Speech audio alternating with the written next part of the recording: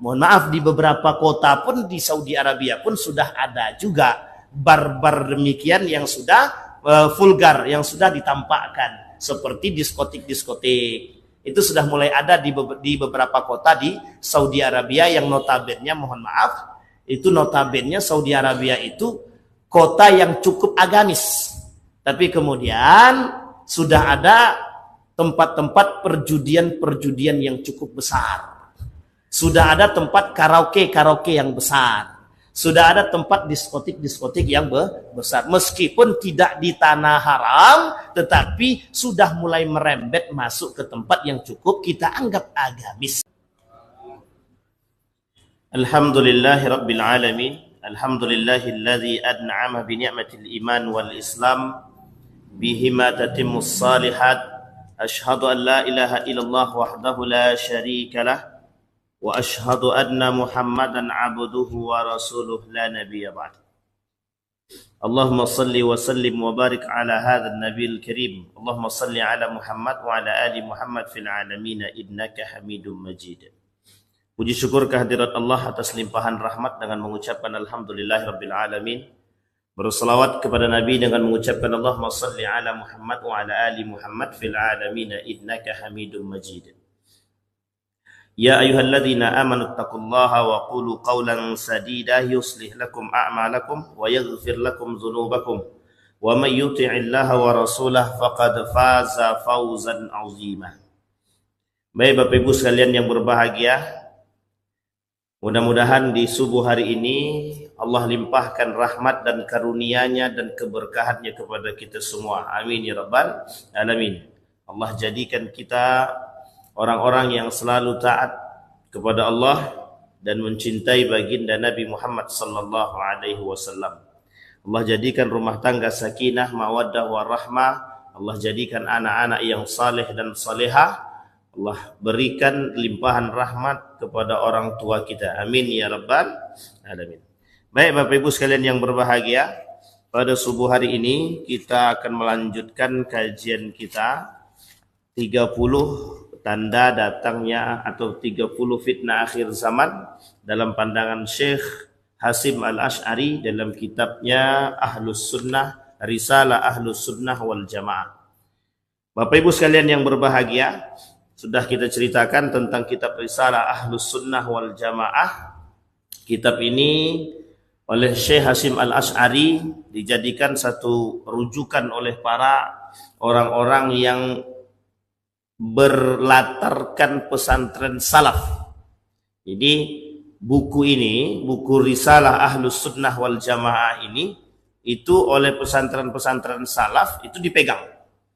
Kenapa demikian? Karena memang ini adalah menjadi dasar pengetahuan bagi mereka untuk mempelajari bagaimana sebenarnya Islam itu dan berbagai macam pemahaman-pemahaman tentang keislaman itu disampaikan oleh Syekh Hasim Al-Asy'ari di dalam kitabnya Risalah Ahlus Sunnah wal Jamaah.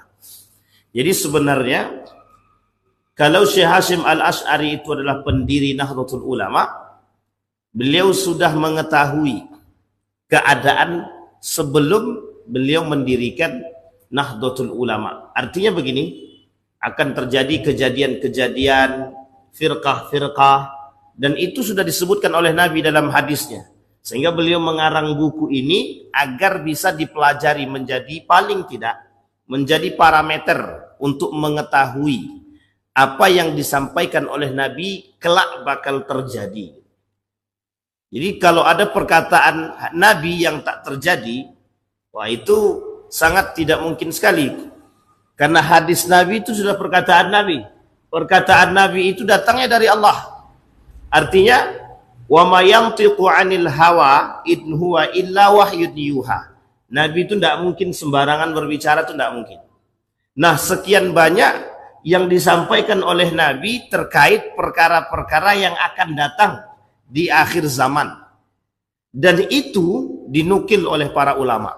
Bukan sedikit, banyak sekali. Sangat banyak sekali. Sehingga perintah kita untuk bertahan, perintah kita untuk menjaga diri dalam Al-Quran, itu bukan sebatas pada kalimat Qu anfusakum wa ahlikum nara. jagalah dirimu dan keluargamu dari api neraka. Bukan hanya sebatas menjaga diri dari sholat, puasa, zakat, bukan. Tapi lebih tepatnya menjaga hati dari menjaga diri dengan ibadah-ibadah yang memang kita jalani untuk menunjukkan ketaatan kita kepada Allah. Dari ketaatan itu terbentuklah karakter. Dari terbentuknya karakter itulah kemudian kita mampu menjaga diri dari huru hara atau prahara akhir zaman yang disampaikan oleh Nabi. Kenapa kita disuruh pegang teguh kepada Al-Quran dan Sunnah? Kenapa kita suruh dipaksa untuk tetap sholat? Kenapa kita disuruh menjalankan syariat Islam? Kenapa kita diperintahkan untuk berakhlak? Kenapa kita diperintahkan untuk taat kepada Allah, taat kepada Rasul, ulil amri, dan lain sebagainya? Kenapa kita diperintahkan untuk bertadabbur dengan Al-Quran? Alasannya sederhana. Agar kelak kita di akhirat, agar kelak kita di akhir zaman mampu bertahan. Karena memang di akhir zaman itu banyak yang tak mampu bertahan. Banyak orang-orang yang tidak mampu bertahan. Sehingga Nabi memberikan pengetahuan kepada kita melalui hadis-hadis ini. Woi umat muslim, kelak akan terjadi kejadian-kejadian seperti ini. Nah, itu yang disampaikan oleh Nabi. Nabi menyampaikan itu agar kita sadar.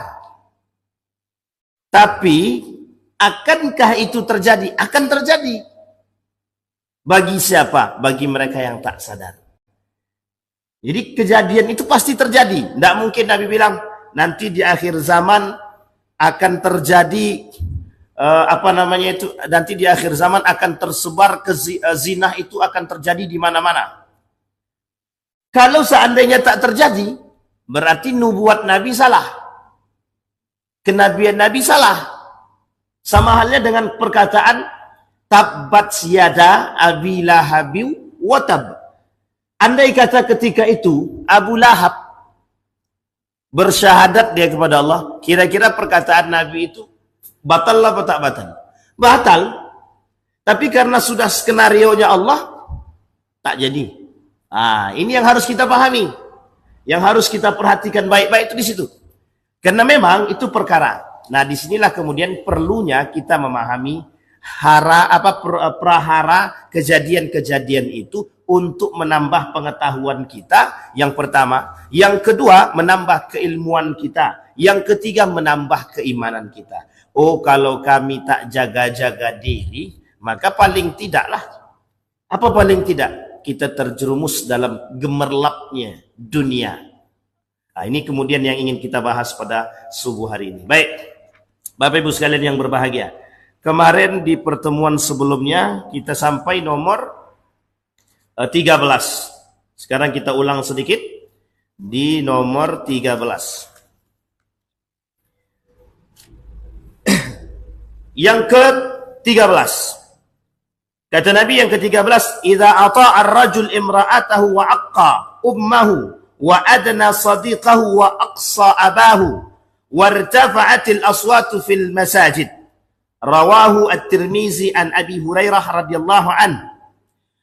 Bapak Ibu sekalian yang berbahagia, tanda datangnya akhir zaman atau tanda datangnya kiamat akan muncul prahara, akan muncul kejadian-kejadian yang aneh di akhir zaman. Apa salah satu tanda-tanda yang akan muncul, kejadian-kejadian yang akan muncul, kata Nabi? Kata Nabi, kelak akan muncul laki-laki yang takut kepada istrinya. Namanya, kalau kata Sule kemarin apa namanya itu ya? Suami takut istri. Namanya Sutri. Tak apalah namanya pokoknya. Suami takut istri. Ini hadis Nabi yang diriwayatkan oleh Tirmizi. Saya pun tak tahu itu. Belum pernah ketemu, ternyata baru dapat ini. Apa kata Nabi? Akan muncul kelak di akhir zaman suami-suami takut istri. Oh, itu sudah terjadi itu. Bukan terjadi lagi itu. Sedang asik duduk minum kopi, bang balik. Wah, kopi yang penuh pun bisa tinggal itu. Ini zaman sekarang nih begitu. Zaman yang serba sudah terbalik. Apa maksudnya zaman terbalik itu? Di salah satu daerah di Jawa Barat itu, Suaminya Jawa, tenang Bu, tenang, di Pekanbaru tak ada. Salah satu cerita yang paling unik itu di salah satu kota di Jawa Barat itu. Tapi ini cerita ya. Laki-lakinya jaga anak, istrinya kerja itu. Istrinya kerja keluar, ada yang keluar kota, ada yang keluar negeri, jadi TKI. Jadi TKI. Suaminya di rumah saja. Kalau ibu-ibu atau bapak-bapak pergi ke Tanah Suci, juga nanti banyak bapak-ibu akan mendapatkan para orang-orang yang datang ke Saudi, yang perempuan khususnya itu mereka meninggalkan anak istri mereka itu. Mereka tinggalkan anak istri, anak dan suami mereka.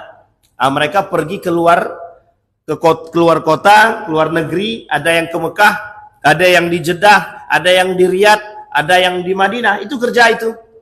Kerja, ada yang jadi mutawifah, ada yang kemudian jadi petugas travel, kerjasama dengan travel, cuma untuk mencari. Itu kalau kita tanya, itu mereka punya anak itu. Ada yang punya anaknya 2, ada yang 3, ada yang 1, ada yang belum pernah pulang 10 tahun, belum pernah jenguk orang tua anaknya. Ini zaman. Sebenarnya yang punya kewajiban kerja siapa? Laki-laki. Perempuan tak ada kewajiban untuk bekerja. Tapi laki-laki kami pemalas, Ustaz. Ini tidak mungkin disampaikan. Ini tidak mungkin disampaikan ini. Ini aib bagi laki-laki. Oh, kalau ada ibu-ibu menceritakan aibnya suaminya kepada yang lain, wah itu calon penghuni itu. Tidak boleh kita menceritakan aib daripada suami kepada siapapun. Suami aku nggak kerja, tutupi, jangan sampai orang tahu. Karena kalau tetangga tahu atau siapapun yang tahu kalau suami kita tak kerja, habis itu. Dicaci maki orang, direndahkan orang, itu sudah biasa. Baik, kembali pada poin tadi. Idza ata'a ar-rajul imra'atahu wa aqqa walidayh. Kelak di akhir zaman kata Nabi akan muncul laki-laki yang patuh kepada istrinya. Kemudian kepatuhannya terhadap istrinya menyebabkan kedurhakaannya terhadap orang tuanya. Ndak balik tahun ini nak, ndak. Ini kebetulan mertua mau hajatan. Sudah 3 tahun kau tak balik, kata maknya. Iya mak, insyaAllah lah, mudah-mudahan tahun depan balik lagi. Tahun ini tak jadi balik. Tahun depannya ditunggu sama maknya lagi. Ada pula alasan lagi. Inilah kadang-kadang kondisi kita saat ini. Laki-laki bukan lagi menjadi orang yang dipegang oleh keluarga, tapi justru dipegang kepalanya oleh istrinya. Ibu-ibu jangan tersinggung. Ini keadaan aja ibu, jangan tersinggung. Begitulah keadaan kita. Kalau udah istri ngomong, oh maaf orang rumah lagi ini. Cepat balik, hilang cerita. Tapi kalau orang tua, kita masih berpikir. Nanti kalau aku balik, anakku sekolah bagaimana? Orang tua istriku bagaimana? Habis. Ini kondisi kita saat ini.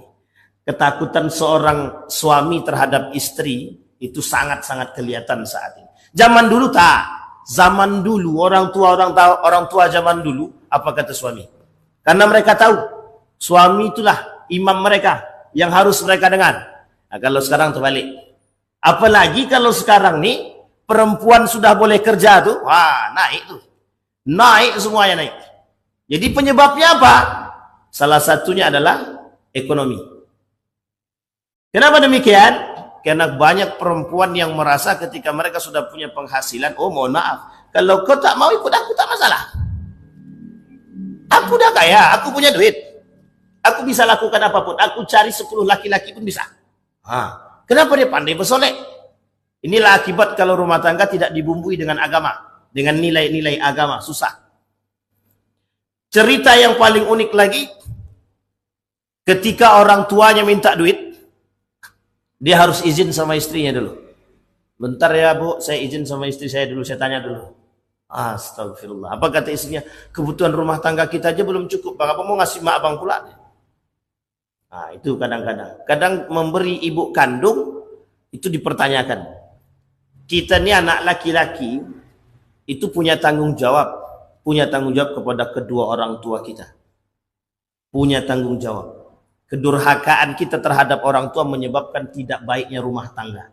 Bapak Ibu sekalian yang berbahagia, Kalau ada rumah tangga yang sedang tidak baik-baik, carut marut dia, coba lihat kondisi dia dengan orang tuanya dulu. Itu yang pertama kali dilihat. Kalau kondisi dia dengan orang tuanya baik, kemudian rumah tangganya masih carut marut, itu mungkin ada hal yang lain. Tapi kalau kondisi dia dengan orang tua dia baik, biasanya jarang rumah tangga itu hancur, itu jarang. Jarang. Sangat jarang sekali kita temukan rumah tangga itu rusak karena kedurhakaan anak, karena berbaktinya seorang anak kepada orang tua. Jarang. Hanya ada di dalam film dan itu cuma ada di Indosiar. Serius itu. Tidak ada lagi di film yang lain itu.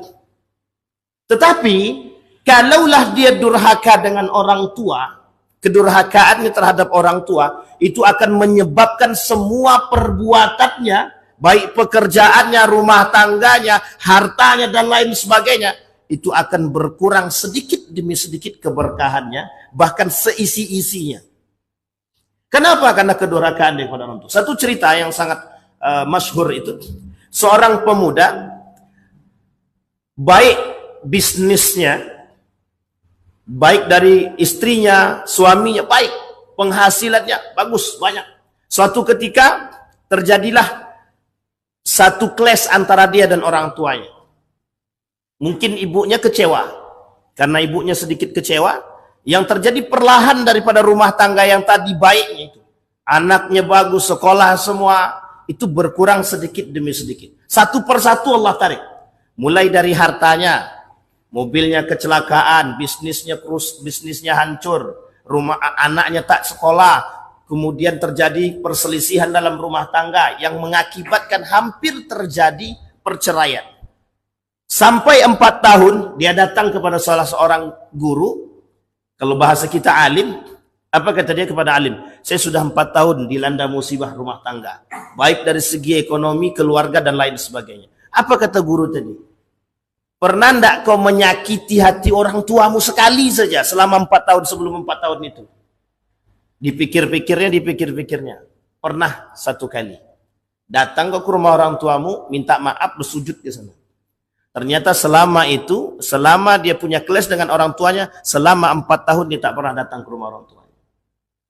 Allah tarik itu keberkahan. Nah, kelak di akhir zaman, kata Nabi, akan muncul laki-laki yang kemudian kedurhakaannya itu kepada orang tuanya disebabkan karena istrinya. Disebabkan karena ketakutan dia kepada istrinya. Padahal terkadang ada istri yang mendukung perbuatan baik seorang suami kepada orang tua. Tapi karena ketakutan seorang suami kepada istri tadi, ini berlebihan pula. Ada Pak, istrinya baik-baik saja, bahkan istrinya mendukung suaminya berbuat baik kepada orang tuanya.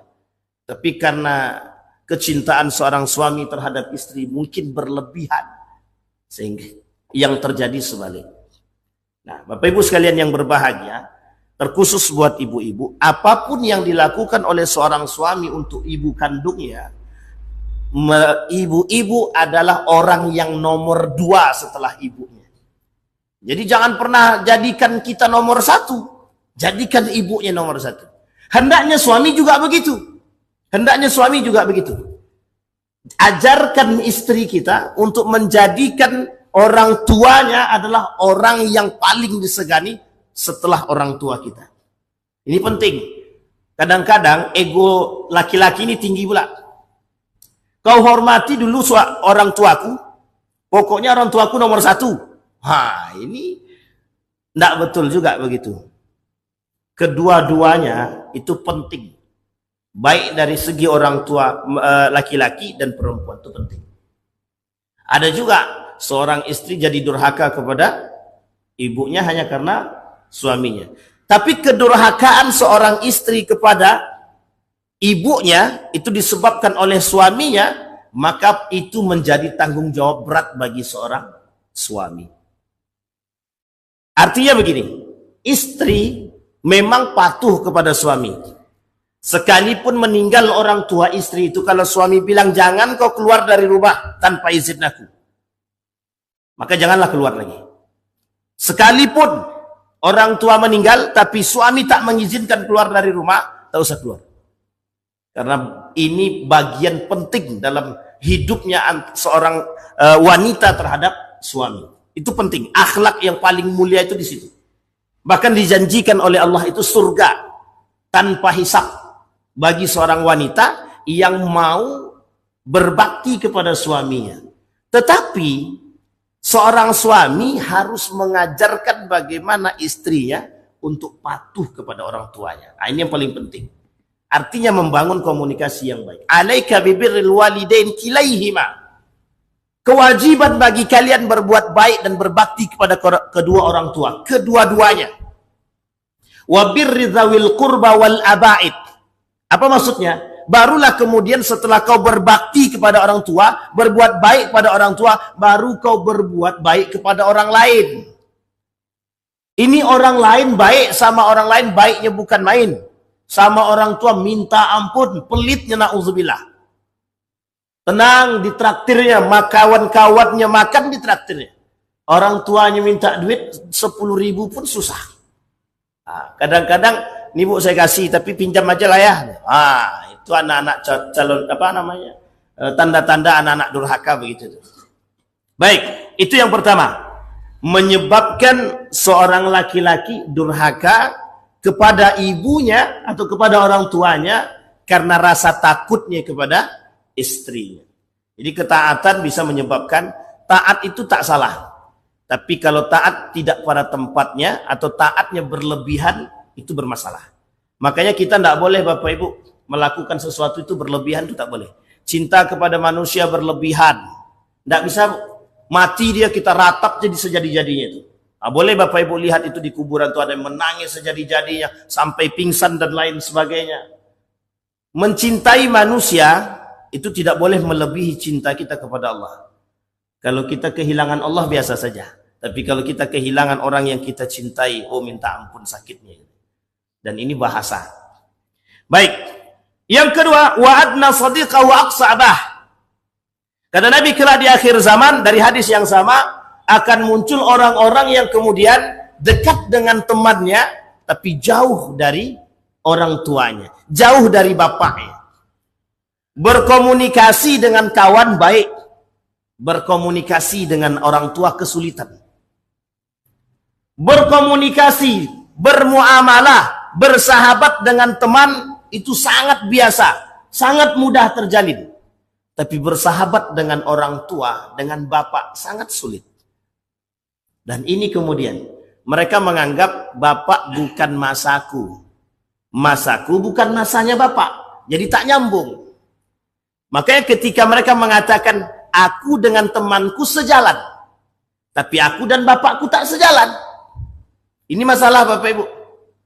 Kenapa saya katakan masalah? Ini karakter anak zaman now. Karakter anak zaman sekarang. Anak lebih betah di luar daripada di rumah. Anak lebih betah di luar daripada di rumah. Kemana nak pergi jumpa kawan? Sebentar ya Bu? Oke. Sebentarnya itu bisa berjam-jam. Jadi sekarang itu sebentarnya zaman sekarang ini tidak sama sebentar zaman dulu. Kalau sebentar zaman dahulu itu betul-betul sebentar. Kalau sebentar zaman sekarang itu lama tuh. Berarti kalau dia bilang lama, berarti lama banget, bisa berhari-hari itu. Dan ini yang terjadi satu ketika beberapa hari yang lalu itu tidak pandai berkomunikasi. Seorang pemuda, anak-anak tak pandai berkomunikasi dengan bapaknya. Jadi di rumah tuh anteng, diam. Anak dan bapak tak ada komunikasi. Saya bilang, wah ini rumah nih perlu diruqyah. Entah rumahnya diruqyah atau semuanya perlu diruqyah. Seisi-isinya sekalian. Rumahnya, orangnya perlu kita ruqyah. Bayangkan Bapak Ibu ketika anak di rumah, bapak di rumah, bapak ibu di rumah, tidak ada komunikasi sama sekali. Atau kalau komunikasi seperlunya saja, ketika perlunya saja. Kira-kira rumah itu seperti apa rasanya?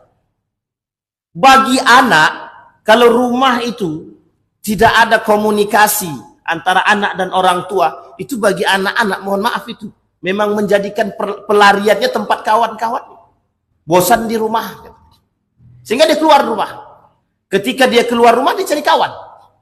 Ketika bertemu dengan kawannya, dia merasa betah karena diskusinya, karena pembicaraannya dan lain sebagainya. Mungkin dikasih mainan dan lain sebagainya. tenang dia, aman.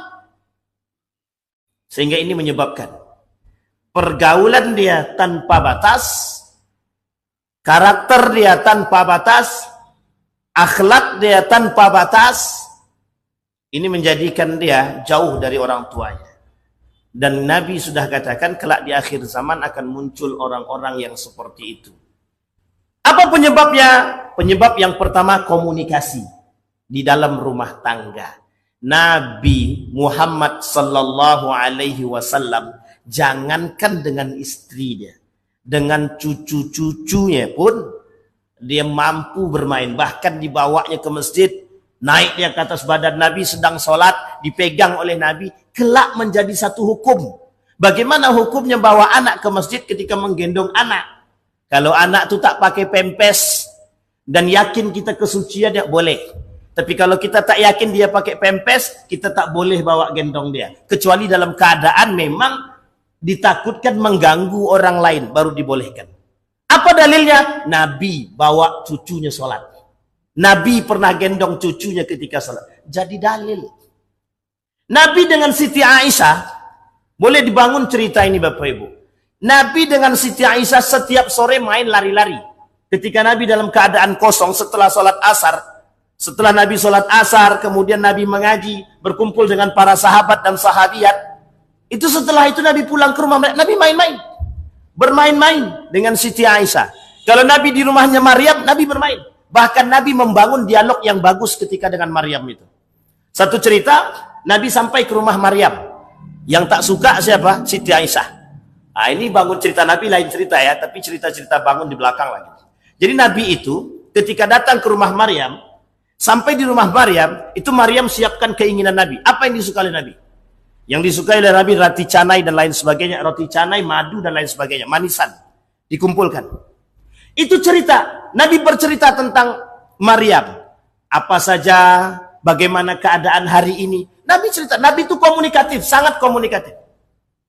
Jangan dipandang tampang Nabi itu serius gitu. Tidak. Nabi itu juga humoris. Juga humoris. Dan bahkan di sekeliling Nabi itu tak sedikit orang-orang yang humor itu. Banyak. Ada Nuaim, ada Zaltan, ada dan lain sebagainya. Dan itu banyak. Artinya membangun komunikasi dalam rumah itu, dalam rumah tangga itu baik, bagus sangat. Dan Nabi sudah mengajarkan. Ketika Nabi dengan Hafsah, sama. Nabi dengan Hafsah itu sampai ke rumah. Hafsah ini anaknya Umar bin Khattab. Siti Aisyah anaknya Abu Bakar. Maryam itu budaknya Nabi. Jadi Nabi punya anak 7. Satu dari istri dia yang bernama Maryam, yang Maryam itu budaknya baginda Nabi dari Mesir. 6-nya lagi itu dari Siti Khadijah. Dari perempuan yang lain tak ada satupun anak Nabi, kecuali anak angkat. Kalau anak angkat ya, Nabi punya anak angkat banyak. Anak angkat itu dari istri-istri dia yang diangkat oleh Nabi ketika Nabi menikahi ibunya. Tapi anak asli Nabi cuma 7. 6 dari Siti Khadijah, 1 daripada Siti Maryam. Yang lainnya tak ada. Siti Hafsah tak ada, Zainab tak ada. Kemudian Aisyah tak ada. Banyak istri Nabi itu 9. Dari 9 itu cuma 2 yang ada. Nah, bayangkan Bapak. Dan Nabi sekalipun tidak diberikan keturunan dari jalur yang lain, tapi Nabi membangun komunikasi yang baik. Sampai-sampai istri Nabi itu, salah satu di antara istri Nabi, pernah cemburu ketika Nabi di rumah si A, kok bagus sekali komunikasinya gitu. Sebenarnya bukan itu. Karena ketika Nabi sampai di rumah dia, komunikasi mereka yang dijadikan lawan komunikasi oleh Nabi ini kurang baik. Jadi di sini harus paham Bapak Ibu. Komunikasi rumah tangga itu penting, sangat penting untuk membangun suasana. Yang pertama. Yang kedua, mengapa anak jauh daripada bapak? Bisa jadi karena bapaknya mungkin marah-marah, capek anak itu tadi.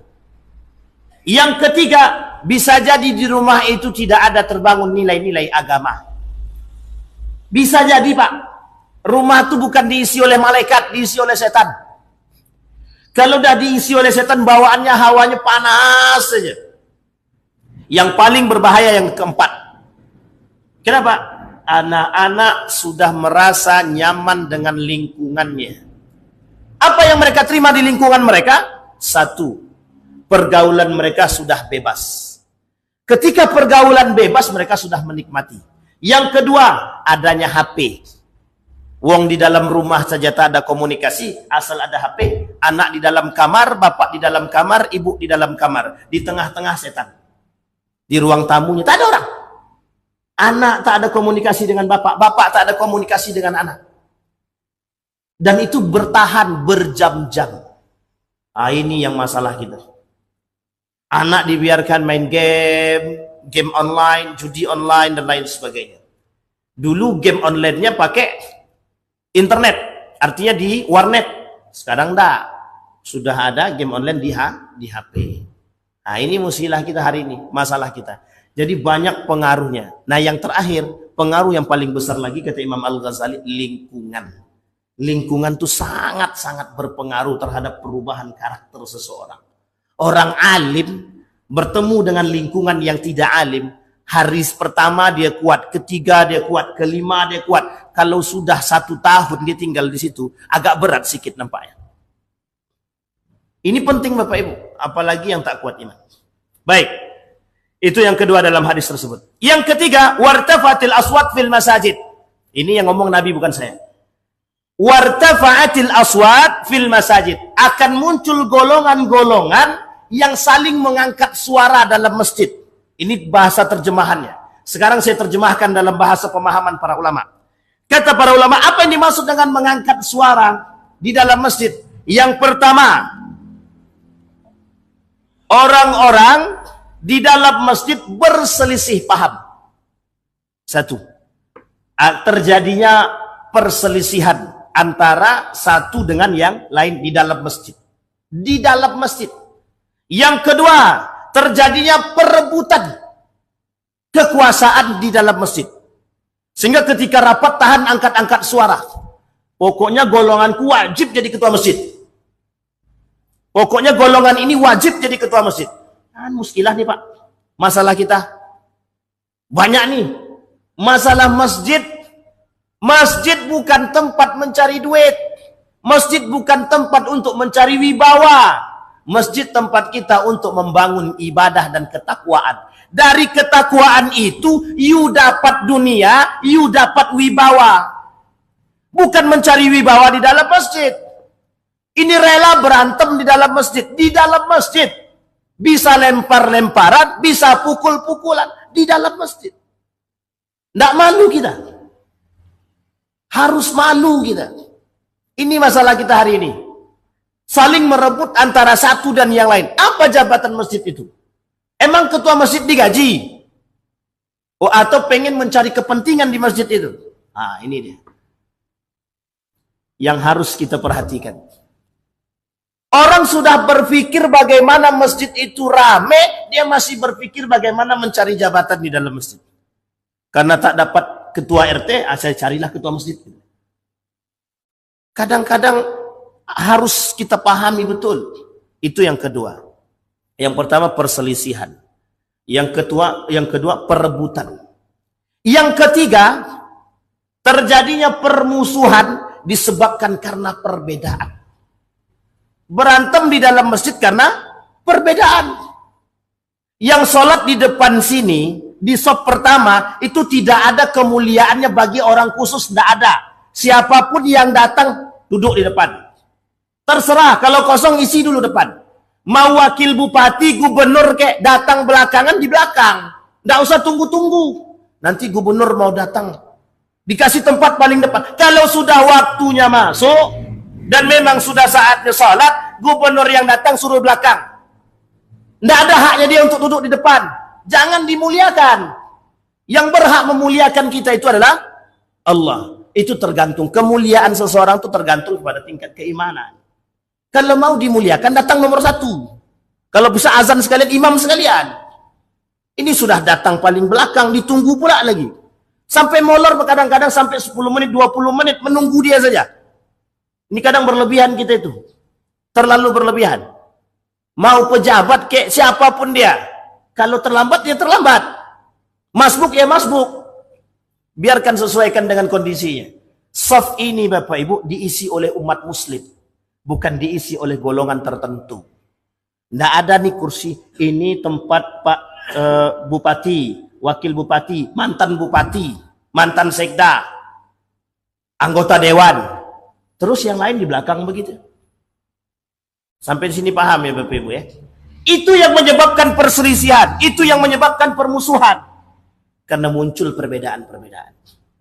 Masjid bukan punya pribadi, masjid itu rumah Allah. Baitullah, siapapun berhak. Dan kita tak berhak menghakimi siapa-siapa. Dulu ada namanya LDII. Masuk masjid, kaki kita yang bukan golongan mereka, masjid itu dipel. Jadi saking terhinanya kita, dianggap najis. Jadi kita tidak bisa masuk masjid mereka itu. Saya pernah itu, pengalaman itu. Masuk ke dalam masjid, keluar masjid, di depan mata kita dipelnya. La haula wala quwata illa billah. Ini mau mati di dalam masjid itu sekali. Nanti kuburan dia dibuat di dalam masjid itu. Sampai di sini paham ya Bapak Ibu. Jangan jadikan perbedaan itu. Dan itu menjadi musilah bagi kita Bapak Ibu. Menjadi masalah kita hari ini. Terlalu banyak orang-orang yang kemudian berebut sesuatu yang tidak penting untuk diperebutkan. Kadang-kadang gara-gara kota infak itu bisa berantem. Duit itu paling cuma 1,5 juta. Ini kejadian ini. Baru tadi kemarin malam itu ada salah satu masjid itu berantem jamaah di dalam masjid. Satu jamaah mau minta duit untuk ngerjakan, artinya mau merapikan masjid karena masjid itu bocor. Tak dikasih duit sama bendahara ya. Karena tak dikasih duit sama bendahara ya, mengamuk di dalam tuh, berantem pukul-pukulan di dalam masjid. Ya Allah ya Rabbi ya Rahman. Dan uniknya lagi jadi tontonan. Jadi tontonan. Tidak ada yang melerai, dibiarkan ya berantem. Saya bilang ya Rab, ini dapat cerita saya. Astagfirullah wa atubu ilaik. Yang harus kita perhatikan bagi pengelola masjid, siapapun itu, jangan pernah berpikir mencari sesuatu keuntungan di dalam masjid. Tapi berpikirlah bagaimana caranya mencari cara agar masjid ini tetap ramai. Kelak yang namanya kewibawaan dan keuntungan itu mesti datang. Berkahnya orang mengurus masjid dengan keikhlasan, itu Allah kembalikan sebagaimana Allah memberikan keberkahan kepada orang yang datang ke dalamnya. Jadi kalau datangnya 100-an lebih, itu keberkahannya kan macam-macam. Dengan keberkahan yang macam-macam itu juga Allah berikan kepada pengurus masjid. Jangan pernah takut. Jangan pernah takut. Kalau betul, kalau salah wajib takut. Kecuali kalau salah dia tak takut. Ini curiga kita. Dah salah dia tak takut pula. Tidak ada gunanya kita merebutkan masjid itu. Orang lain sudah berpikir bagaimana di masjid itu ada kasur. Sehingga para orang-orang musafir bisa tinggal, bisa nginap, bisa diberikan makan gratis, minum gratis. Kita pikirkan, ini masih berputar pada berantem di dalam masjid. Hanya karena itu tadilah pemahaman yang lain. Yang keempat, orang-orang yang mengangkat suara di dalam masjid. Sebagian lain mengatakan ada orang-orang yang bernyanyi di dalam masjid. Bernyanyi di dalam masjid. Ingat bernyanyi. Bernyanyi itu bisa jadi maknanya panjang. Kalau berselawat bagaimana? Berselawat pakai gendang bagaimana? Di dalam masjid. Saya termasuk orang yang tidak setuju kalau ada bergendang di dalam masjid. Bagi saya itu hukumnya makruh. Sekalipun ada yang mengatakan mubah. Tapi bagi saya bergendang di dalam masjid tak baik. Bagi saya hukumnya makruh. Kalau makruh itu masih bisa dilakukan meskipun tidak disukai. Tapi kan tak berdosa. Tapi masih ada orang-orang yang kemudian mengatakan mubah bermain gendang di dalam masjid.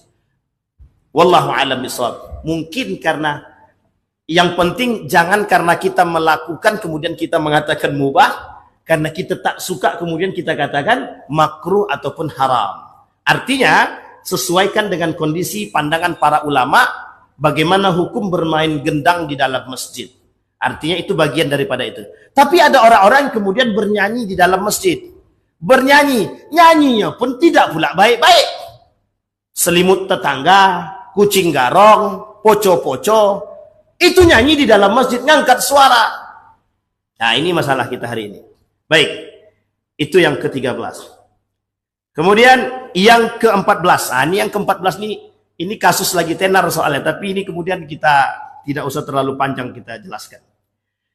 Kata Nabi yang nomor 14, kelak di akhir zaman, idza zaharat al-qainat. Qainat, al-qainatu artinya biduan. Ah, ini dah banyak. Kalau biduan ini kan dah paham Bapak Ibu ya. Penonton biduan itu mesti lebih banyak yang daripada penonton imam masjid kita. Bapak buat lomba di sini, lomba tahfidzul Quran, di sampingnya itu lomba karaoke. Ah, bayangkan pengikutnya lebih banyak lomba karaoke atau lomba tahfidzul Quran. Apalagi kalau lomba karaoke-nya itu diundanglah siapa namanya itu? Biduan-biduan itu. Ayu Ting Ting. Ah, coba Bapak Ibu bayangkan. Dan ini Nabi yang mengatakan, Nabi dalam hadisnya kata Nabi, hadis ini dianggap hasan karena ada sebagian yang meriwayatkan dari Imam At-Tirmizi. Kemudian hadis ini juga dianggap dhaif karena banyak yang mengatakan tidak ada jalurnya. Tapi diperkuat oleh Imam At-Tirmizi dalam Sunan At-Tirmizi itu. Oleh kata Imam At-Tirmizi, hadis ini termasuk hadis yang hasan, dihasankan. Apa kata Nabi? Kata Nabi, idza zaharat al-qainat wal ma'azif. Nanti kelak di akhir zaman akan muncul namanya pesta fora dengan mengundang para biduan-biduan. Sekarang sudah kita tak asing lah. Ada namanya koplo, ada namanya dangdutan, dan lain sebagainya lah.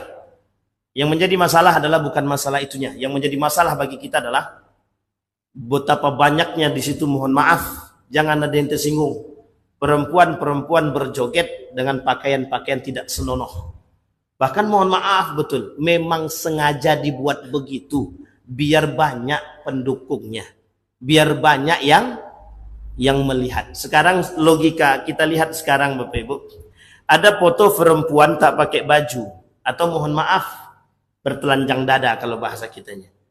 Itu kalau diposting saja, itu yang komen banyak. Banyak sekali yang komen, cuman komen doang. Bagaimana kalau itu betulan? Jelas lebih banyak. Sekarang boleh lihatlah orang-orang yang bernyanyi dengan lagu-lagu yang tidak mendidik sama sekali. Saya katakan lagu-lagu itu yang dinyanyikan tidak mendidik sama sekali. Tapi mohon maaf, dinikmati oleh sebagian kalangan-kalangan, termasuk umat muslim itu sendiri. Bahkan ada sebagian golongan yang mohon maaf mendukung acara-acara demikian. DJ, kadang-kadang DJ-nya perempuan, pakai celana pendek, pakai kutang, nggak pakai apa-apa. Ya Allah ya Rabbi, itu mengundang itu.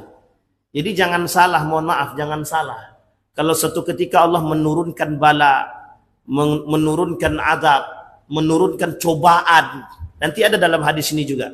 Kenapa kok kejadian-kejadian itu besar, kejadian-kejadian besar itu muncul berurutan tawalli, alat tawalli sering terjadi? Bisa disebabkan karena kemaksiatan yang kemudian terang-terangan. Kemaksiatan yang dilakukan oleh manusia terang-terangan. Tidak ada lagi sembunyi-sembunyi sekarang. Dan itu juga ada dalam hadis nanti. Dalam hadis ini juga, dalam 30 tanda akhir zaman itu ada nanti disampaikan oleh Syekh Hashim Al-Asy'ari. Yang kedua, ma'azif, dipermainkannya alat musik. Nah, ini yang kemudian dijadikan perdebatan oleh para ulama. Ma'azif, musik. Ada yang pro, ada yang kontra.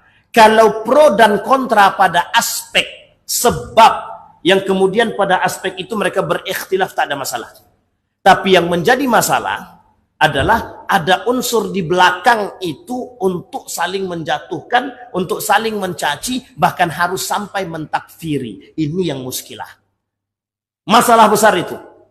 Gara-gara permainan musik seperti ini, yang oleh para ulama dianggap itu debatable, ikhtilaf, sampai bisa mengkafirkan.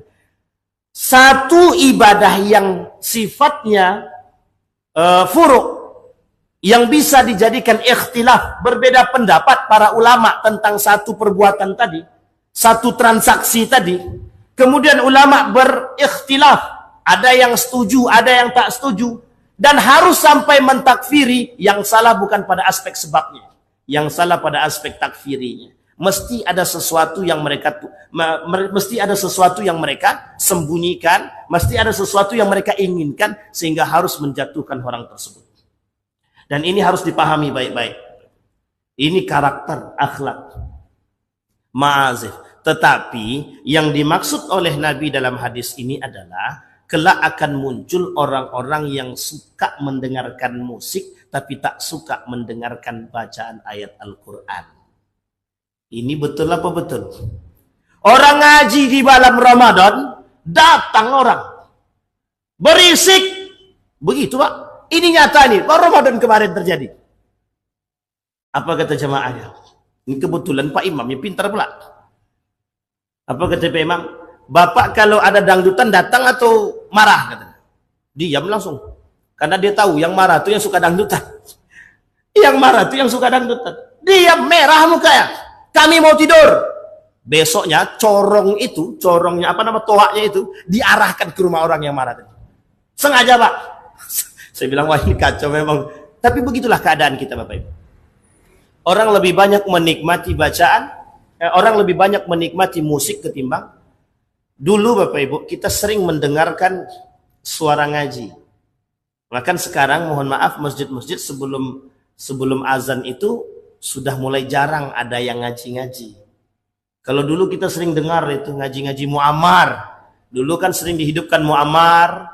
Kemudian Syekh Tayyib dan Syekh Talib itu sering ngajinya yang pakai tilawah begitu.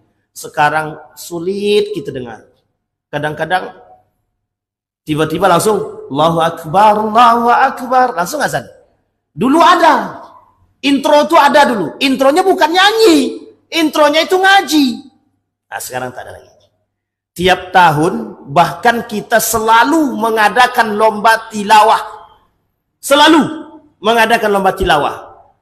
Mengapa di masjid-masjid sebelum azan itu tidak ada yang tilawah lagi? Tapi lomba tilawahnya terus. Lombanya saja. Tapi kebiasaan itu mulai berkurang. Kita berdoa mudah-mudahan kelak itu kebiasaan kembali diangkat. Dulu maghrib mengaji. Sampai saat ini masih ada alhamdulillah. Cuman tak semasif dulu gerakan pertama. Biasa. Pertama semangat gerakan maghrib mengaji. Kemudian mulai akhir-akhir. Tapi ingatlah Bapak Ibu sekalian yang berbahagia. Wajib Bapak Ibu ingat. Semakin banyak gerakan-gerakan keislaman yang baik yang kita bangun, maka akan semakin banyak pula orang-orang yang tidak suka dengan gerakan-gerakan demikian. Itu sudah permainannya begitu. Nah, ini ada bikir subuh kita di sini. Ada gerakan subuh. Nah, dulu tak ada gerakan subuh. Sekarang sudah banyak gerakan subuh. Ada gerakan subuh GSSB, ada bikir subuh, ada pokoknya subuh lah. Asal sholat aja tidak masalah. Jangan buat gerakan tapi tak sholat subuh. Nah, ini masalah Pak. Semangatnya minta ampun buat gerakan subuh, tapi tak ada yang sholat. Ah, ini muskilah. Tapi insya Allah kalau bikir subuh jelas sholat subuhnya itu. Wong sholat subuhnya sama Ustaz Abdul Somad ya kan. Baik. Wartafatil aswad. Kemudian ma'azif. Mendengarkan musik, apalagi mohon maaf Bapak Ibu, apalagi sekarang ini musik mudah didengar. Tidak lagi pakai kaset, tidak lagi pakai CD. Dimanapun bisa kita mendengarkan musik di HP khususnya. Boleh kita cek di antara HP-HP anak muda itu. Ada ndak aplikasi Quran di dalam itu? Kalaupun ada, paling tidaklah minimal punya aplikasi Quran dululah dalam HP dia. Kadang-kadang jangankan baca Quran, aplikasi Quran pun tak ada. Jadi mohon maaf kalau seandainya banyak anak-anak yang saat ini tidak bisa baca Quran. Bahkan sampai setingkat kuliah, itu banyak yang tidak bisa baca Quran. Dan ini pengalaman kami pribadi. Kebetulan saya ngajar juga. Dan itu beberapa kelas bisa kita uji. Dari sekian banyak mahasiswa itu yang bisa baca Quran dengan, ya paling tidak baca Quran dululah gitu. Yang bisa baca Quran tak lebih dari 10. Tak lebih dari 10. Yang sisa-sisanya itu, mohon maaf itu Al-Fatihah saja tak hafal. Al-Fatihah tak hafal. Nah, bayangkan itu bukan menyedihkan. Sangat menyedihkan. Bapak Ibu sekalian yang berbahagia, itu bukan peran guru saja, ingat. Perannya orang tua juga besar. Jangan peran guru saja yang dicari, yang dituntun. Anakku kenapa nggak bisa baca Quran?